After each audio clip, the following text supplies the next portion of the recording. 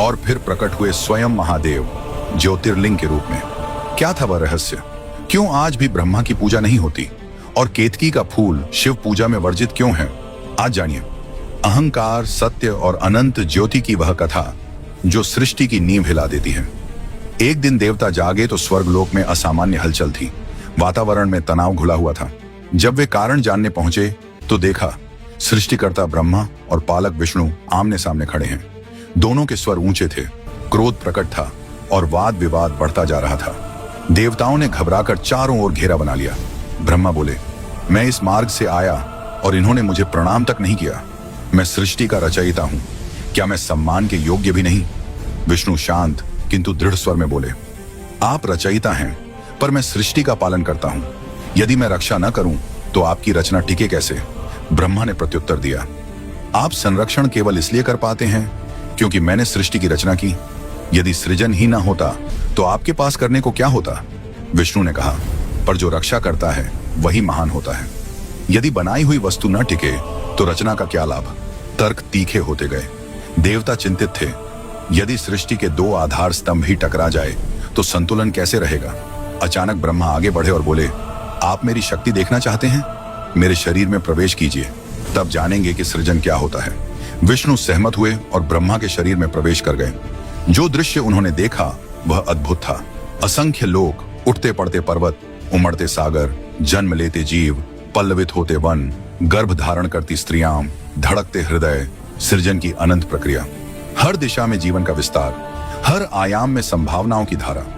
विष्णु बाहर आए और विनम्रता से बोले, निस्संदेह आप महान रचयिता हैं, पर अब आप भी मेरे भीतर देखिए। ब्रह्मा ने विष्णु के शरीर में प्रवेश किया और वे स्तब्ध रह गए। उनके सामने अनंत विस्तार था। असंख्य आकाश गंगाएं, चमकते नक्षत्र, घूमते ग्रह, समय के तीनों काल, भूत, वर्तमान और भविष्य एक साथ उपस्थित। एक नहीं, अनेक ब्रह्मांड, विस्तार पर विस्तार, जैसे अस्तित्व स्वयं को अनगिनत रूपों में प्रकट कर रहा हो। ब्रह्मा उस अनंत में खो गए। उन्हें बाहर निकलने का मार्ग नहीं मिल रहा था। बहुत प्रयास के बाद उन्होंने एक कमलनाल का मार्ग देखा और उसी से बाहर निकले। वह कमल विष्णु की नाभि से निकला हुआ था। दोनों ने एक दूसरे की शक्ति देखी, पर अहंकार शांत न हुआ। अब वाद विवाद और तीव्र हो गया। शब्दों की सीमा टूट गई। अस्त्र शस्त्र धारण कर दोनों युद्ध को तत्पर हो उठे। देवताओं के हृदय कांप उठे। यदि यह युद्ध आरंभ हुआ तो सृष्टि का क्या होगा? तभी अचानक उनके बीच एक विराट अग्निस्तंभ प्रकट हुआ। वह स्वर्ण प्रभा से दीप्त, आकाश और पाताल को भेदता हुआ अनंत तक फैला हुआ था। उसका न आदि दिखता था न अंत। उसकी ज्वालाएं लहराती थीं, परंतु वह स्थिर भी था, मानो ब्रह्मांड की रीढ़ हो। दोनों देवता स्तब्ध रह गए। देवताओं ने प्रस्ताव रखा, हे विष्णु, आप इस स्तंभ का आधार खोजिए, और हे ब्रह्मा, आप इसका शीर्ष, जो पहले सत्य जान लेगा वही श्रेष्ठ माना जाएगा। दोनों सहमत हुए। विष्णु ने वराह, सुअर का रूप धारण किया और पृथ्वी के गर्भ में उतर गए स्तंभ का आधार खोजने। ब्रह्मा ने हंस का रूप लिया और आकाश की ओर उड़ चले स्तंभ का शीर्ष खोजने। वे खोजते रहे और खोजते रहे, पर स्तंभ का अंत कहीं न मिला। विष्णु नीचे उतरते उतरते थक गए। उन्हें आधार नहीं मिला। वे सत्य स्वीकार कर लौट पड़े।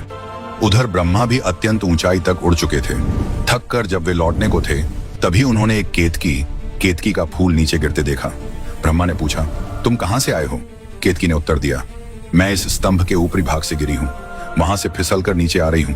ब्रह्मा के मन में विचार कौन था, यदि यह फूल प्रमाण दे दे कि मैं शीर्ष तक पहुंचा था तो मैं विजयी हो जाऊंगा। उन्होंने केतकी से कहा, मेरी सहायता करो, सबके सामने गवाही दो कि मैं शीर्ष तक पहुंचा था और तुम्हें वहीं से लाया हूं। केतकी हिचकिचाई, पर यह तो असत्य होगा। ब्रह्मा ने कहा, मैंने तुम्हें बनाया है, यह केवल एक उपकार है। अंततः केतकी मान गई। जब दोनों लौटे, विष्णु ने स्वीकार किया, मैं आधार नहीं खोज पाया। ब्रह्मा मुस्कुराए और बोले, मैं शीर्ष तक पहुंचा था, देखिए यह केतकी का फूल प्रमाण है। केतकी ने भी कहा, हाँ, ब्रह्मा शीर्ष तक पहुंचे थे। जैसे ही यह कहा गया, अग्निस्तंभ चटक उठा। उसके मध्य से एक गूंजती ध्वनि निकली। ज्वालाएं तीव्र हो उठी और उस दिव्य प्रकाश के मध्य प्रकट हुए महादेव शिव। उनकी आंखों में अग्नि थी, स्वर में गर्जना। झूठ! सभी स्तब्ध रह गए। शिव बोले, तुम कहते हो कि तुमने इस स्तंभ का शीर्ष पाया? यह अनंत ज्योति है, सदाशिव का प्रतीक। इसका न आदि है न अंत। यह तुम्हें तुम्हारी सीमाएं दिखाने आया था। विष्णु ने सिर झुका लिया। शिव ने आगे कहा, विष्णु ने अपनी असफलता स्वीकार की, पर ब्रह्मा, तुमने अहंकारवश असत्य का सहारा लिया। जो स्वयं सत्य से डरे वह दूसरों को निर्भयता कैसे देगा? शिव ने त्रिशूल उठाया। यह दंड था, श्राप नहीं, प्रकृति का नियम। आज से तुम्हारी पृथ्वी पर पूजा नहीं होगी। फिर उन्होंने केतकी की ओर देखा। तुम मुझे प्रिय थी, पर तुमने असत्य का साथ दिया। आज से मेरी पूजा में तुम्हारा उपयोग नहीं होगा। यह कहकर शिव ज्योति में विलीन हो गए।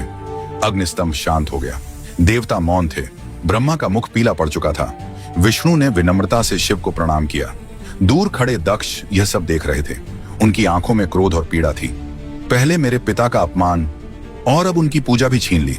उनके हृदय में शिव के प्रति द्वेष की अग्नि जल उठी, जो आगे चलकर भयानक परिणामों का कारण बनने वाली थी। और उस दिन अनंत ज्योति के सामने दो देव खड़े थे। एक ने सिर झुका दिया, दूसरे ने झूठ का सहारा लिया।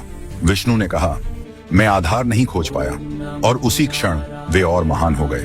पर ब्रह्मा अहंकार के क्षण ने उनसे वह छीन लिया जो सृष्टि ने उन्हें दिया था। महादेव प्रकट हुए ज्योतिर्लिंग के रूप में और गूंज उठा, ब्रह्मांड सत्य से बड़ा कुछ नहीं। आज भी ब्रह्मा की पूजा दुर्लभ है और केतकी का फूल शिव चरणों में अर्पित नहीं होता।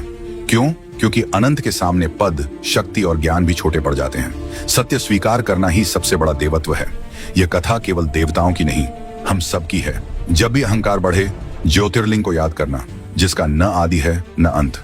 अगर यह रहस्य आपको छू गया, वीडियो को लाइक करें और चैनल को सब्सक्राइब करें, क्योंकि अगली कथा में हम जानेंगे दक्ष का वह क्रोध जिसने सती और शिव के जीवन को सदा के लिए बदल दिया।